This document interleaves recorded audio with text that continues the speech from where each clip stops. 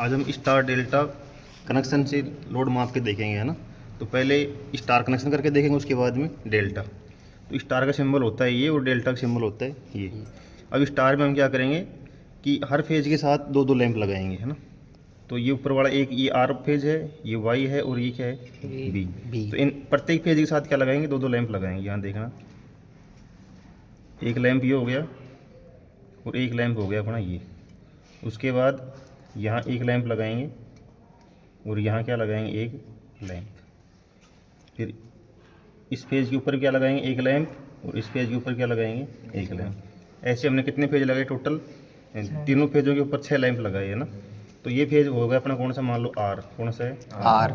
यहाँ से अपने को आर सप्लाई देनी है, आर फेज, रेड फेज देना है ना। उसके बाद में यहाँ देना है वाई, और यहाँ से देना है अपने को बी। 3 फेज दे दिया। Yes sir. और जो तीनों के अपने ये जो लैंपों के सिरे एक जगह जोड़ रखे हैं, इसको पॉइंट को बोलते हैं अपन न्यूट्रल। क्या बोलते हैं, न्यूट्रल। यहाँ से क्या मिलेगा अपने को, न्यूट्रल। ठीक है। अब अपने पास एक वोल्ट मीटर रखा है। अगर अपने को फेज वोल्टेज मापने तो क्या करेंगे, एक फेज और न्यूट्रल के मध्य क्या जोड़ देंगे, वोल्ट मीटर जोड़ देंगे। क्या जोड़ देंगे, वोल्ट मीटर। Volt meter. ये हमने वोल्ट मीटर जोड़ दिया। देखो एक फेज और न्यूट्रल के मध्य क्या होगी अपनी फेज वोल्टेज। Phase voltage. ऐसे अगर अपने को लाइन वोल्टेज मापने तो क्या करेंगे, दो फेजों के मध्य क्या जोड़ देंगे अपना, वोल्ट मीटर मीटर जोड़ देंगे, ठीक है। ऐसे करके देख कनेक्शन। ये अपना क्या है, लैंप है, ये भी लैंप है, ये भी लैंप है, ये भी लैंप है, और ये भी क्या है, लैंप। प्रत्येक लैंप, दो लैंप अपने पास। देखो दो लैंप ये हुई, एक ये और एक, इन दोनों को श्रेणी में जोड़ रखा है। ऐसे ही एक लैंप ये, एक ये लैंप ये, इन दोनों को कैसे जोड़ रखा है अपन ने, श्रेणी क्रम में। और इन दोनों को कैसे जोड़ रखा है, श्रेणी क्रम में, ठीक है। इस डायग्राम के हिसाब से अपन प्रैक्टिकल करके देखने वाले हैं अभी, है ना। ये ठीक है। देखो ये अपने पास 6 लैंप हैं, इन दोनों को हमने श्रेणी क्रम में जोड़ रखा है, ठीक है। वैसे अपने पास ये 2 लैंप हैं, इन दोनों को कैसे जोड़ रखा है, श्रेणी क्रम में। वैसे अपने पास ये 2 लैंप ये हैं, इन दोनों को कैसे जोड़ रखा है हमने, श्रेणी क्रम में।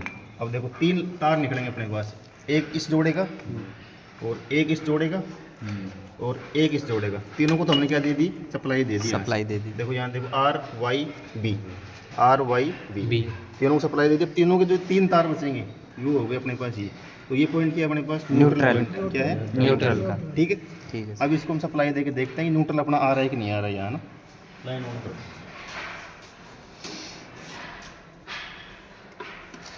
यहाँ से एमसीबी चालू करते हैं अपना, चालू होगी। अब यहाँ देखो ये पॉइंट कौन सा है अपना, न्यूट्रल। अब इसको अगर हाथ में ले लेंगे ना तो करंट नहीं आएगा, ठीक है।